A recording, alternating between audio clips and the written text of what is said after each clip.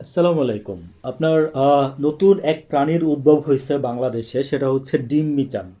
ঠিক আছে, অনেকে বলতেছে ড্রিম মিজান, আওয়ামী লীগের জন্য ড্রিম মিজান। তো আমি আমি নামটা দিছি যে আপনারা ডিম মিজান বলবেন না, ওকে বলবেন যে ড্রিম মিজান। হ্যাঁ, আওয়ামী লীগের ড্রিম মিজান। হাসিনা নিজে সরাসরি ওকে কংগ্রাচুলেশনস জানাইছে এই ড্রিম মিজানকে। তো ড্রিম মিজান সম্ভবত ক্লাস 5-6 পর্যন্ত পড়াশোনা করতে পারে। তার অ্যাটিটিউড, বিহেভিয়ার, কথাবার্তা এই প্রাণীটার দেখলে বোঝা যাচ্ছে আর কি। আমি একটু বিশ্লেষণ করি।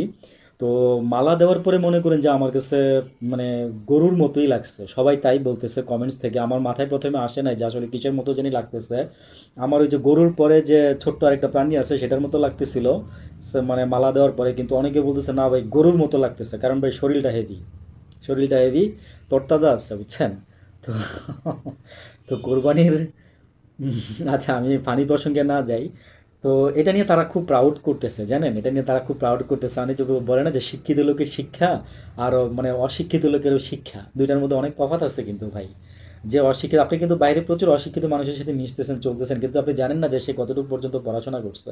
বাট আপনি কিন্তু দেখলেও বুঝবেন না। অনেকে কিন্তু দেখতে দেখতে জেনে জেনেও শিখে যায়। হ্যাঁ, অনেকে দেখতে দেখতে শিখে যায়। তো এনিওয়েজ, আমি ওই দিকেও না যাই, আমি প্রসঙ্গে থাকি। আমার আসলে প্রসঙ্গ থেকে আমি দূরে সরে যাই, এটা আমার একটা খারাপ স্বভাব। তো যেটা আমি বলতে চাচ্ছিলাম যে এই যে ড্রিম মিজান, হ্যাঁ, আওয়ামী লীগের, তো হাসিনা নিজে ফোন দিয়ে মনে করেন যে ওরে কংগ্রাচুলেশনস বলছে। সে তো মনে করেন যে পায়ের তলায় স্যান্ডেল নাই ভাই তার। মনে করেন যে দুই স্যান্ডেল, মনে করেন যে দুই ভাগ হয়ে, মনে করেন যে তার মুখ দেখলে বোঝা গেছে যে সে কি পরিমাণে খুশি হয়েছে। ভাই সে তো পরবর্তীতে এমপি হবে। ভাই। তারে সামলায় রাখেন আপনারা সবাই, হ্যাঁ। তো আমি এই জন্য বলতেছি যে আওয়ামী লীগের ড্রিম মিজান আসছে, কোনো সমস্যা নাই। দেখবেন যে সব কিছু একদম মনে করেন যে আগের মতো হয়ে যাবে। এবং এটা নিয়ে তারা যেরকম মনে করেন যে মানে ইয়ে করতেছে, কি বলবো, যে মানে প্রাউড ফিল করতেছে। মানে আমরা যারা আসছি তারা দেখতেছি আর মনে করি যে মনে মনে বুঝতেছে এ কোন দেশে আছি, এই কোন আজব জন্তু জানোয়ারের দেশে আছি আমরা।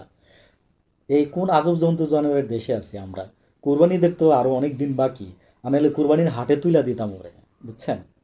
তো এখন যেটা হইতেছে সেটা হইতেছে যে ওরে হাসিনা নিজে কংগ্রাচুলেশনস বলছে এবং বলছে আপা আপনি, ও প্রধানমন্ত্রী, আপনি এটা নিয়ে অনেক টেনশনে ছিলেন, দেখেন আমি অনেকটা টেনশন কমাই দিছি, সামনে আমরা আরো 10 গুণ ক্ষমতা নিয়ে আপনার পুরা টেনশন মনে করেন যে 100 গুণ কমাই দেবো, বুঝছেন নি আপা? তো হাসিনা ওরও মনে করেন যে ওদিকটা মনে করেন যে আপনার গরম তাওয়া, ঠিক আছে, এদিকটা মনে করেন যে ওরও গরম তাওয়া। তো মনে করি দুইজনে পাইছে। পায়া হাসিনা মনে মনে করতেছে ধন্য আমি ওগো ধন্য, তোমারে পেয়ে আমি ওগো ধন্য, আমার জীবন ধন্য। কারণ হাসিনা তো এখন বড় নেতাদের সাথে কথা বলতে পারে না। ওরা নাই সাইডে ফাইডে, এখন এই যে ক্লাস 5-6-এ পড়া নেতাদের সাথে হাসিনা কথা বলে সময় পাস করে। আল্লাহ হাফেজ।